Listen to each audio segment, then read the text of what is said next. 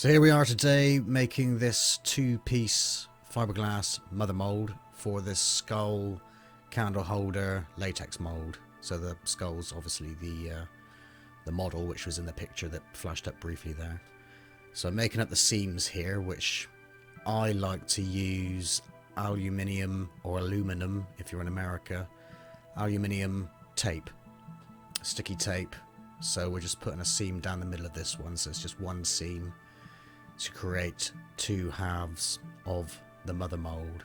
So I'm just carefully putting that in place there, down the center of the cast or the center of the mold, and using my fingers to secure it into place. So I'll go along the entire length of the cast there to create our template for the seam for when we get around to putting the fiberglass onto the mold.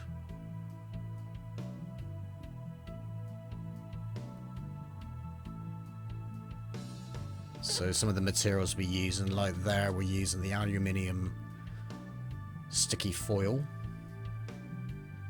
In a tape roll, we'll be using fiberglass resin, fiberglass matting, MEKP or MEKP catalyst, and to prepare the mold we will be using a PVA release agent, not to get confused with PVA glue. Here in the UK, I've got a bottle in front of me here which I will read from. It's actually called PVOH release agent. So that's polyvinyl alcohol release agent, but I believe it is called PVA in North America. And yeah, like I say, don't get it mixed up with the PVA glue, which is a wood glue and called PVA glue in the UK. And also we'll be using some industrial mold wax, I can't even bloody say it. A Carnauba wax polish. Carnauba. So I'm getting my words mixed up there. We're in a bit of a twist. So anyway, back to the video.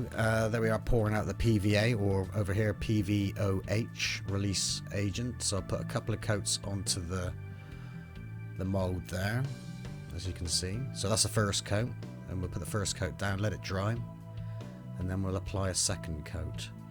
So I gotta say thank you to Gris here for helping me out on this, because I wasn't sure of the process of putting down my release agent. So I bought all the materials and I wasn't sure if I was doing it right first time round, but it just so happened that I was with a guess. But thank you for Gris for putting me right with this process. So like I say, one coat, and now I put another coat. You want the coats to dry before applying another coat. So obviously that first coat's dry and we're applying the second coat, and we'll let that dry, and then we'll apply the Carnauba wax.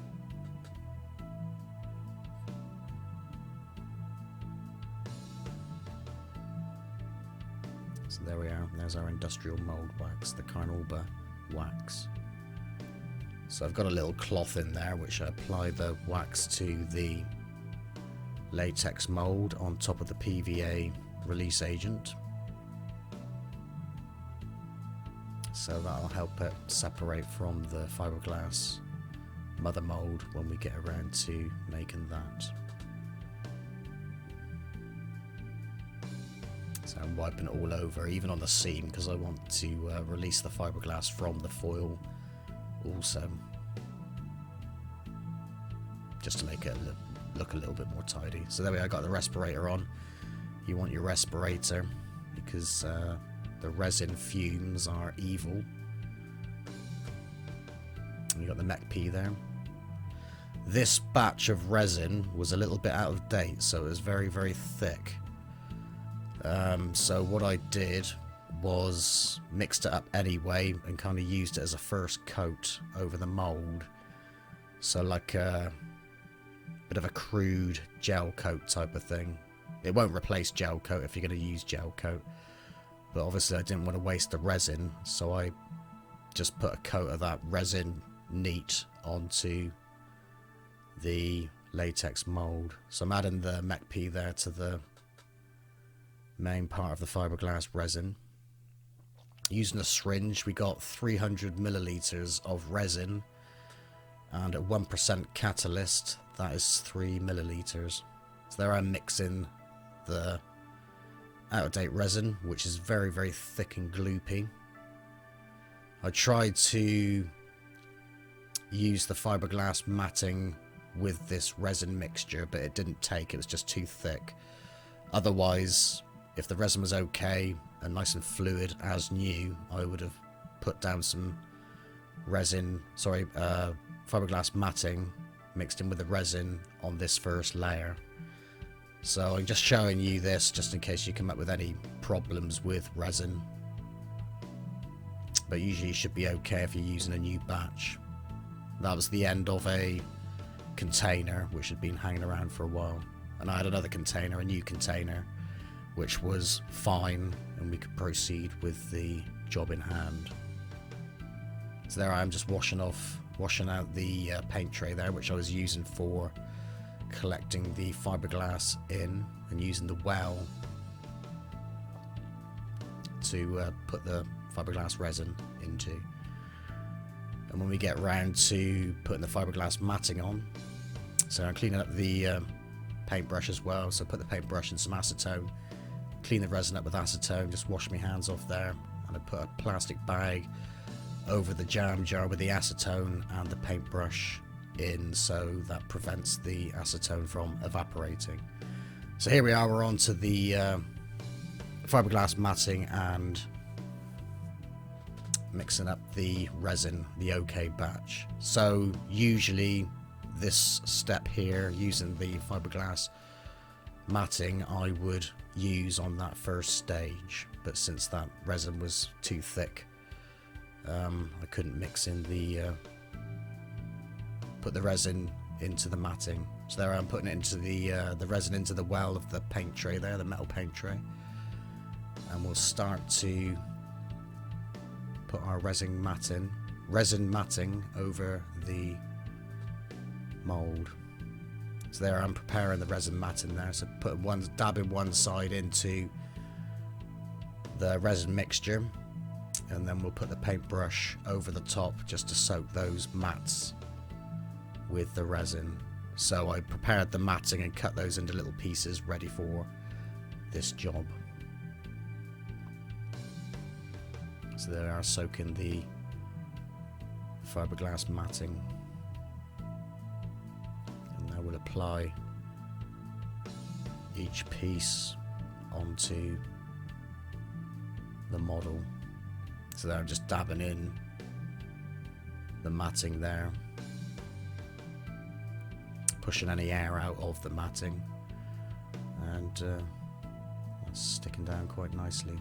So we'll cover the whole surface. I try to work around the edges first of all, and then work my way in, just to get an idea of where I'm at.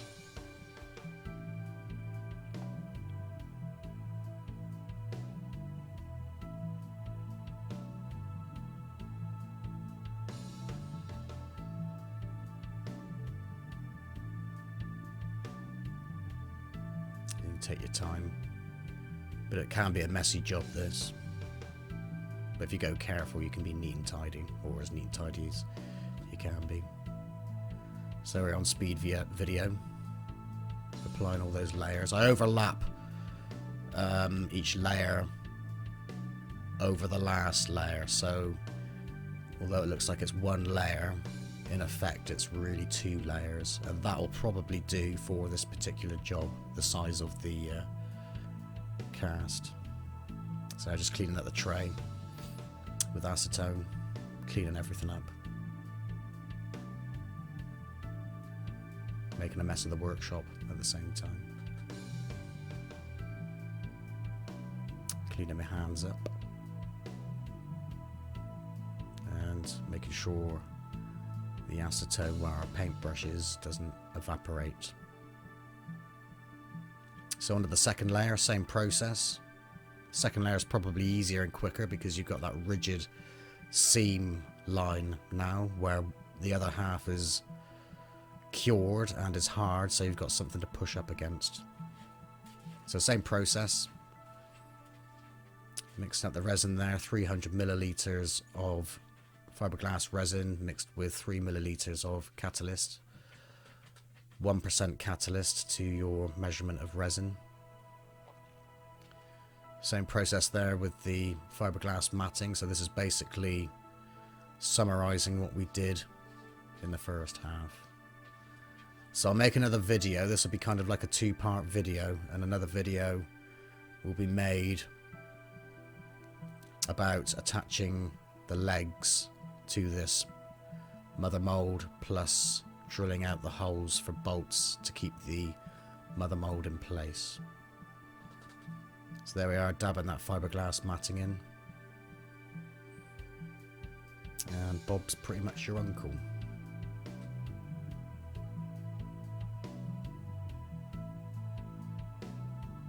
So making sure we're in all the nooks and crannies. And a nice, snugly fitting mother mold on top of that latex model. So there we are, job complete. We'll let that go off. Let it cure. You can see the right hand side is already cured and the left hand side there is curing. So the second part of this video will be attaching the legs and drilling the holes for bolts. So thank you very much for watching, and over and out for now.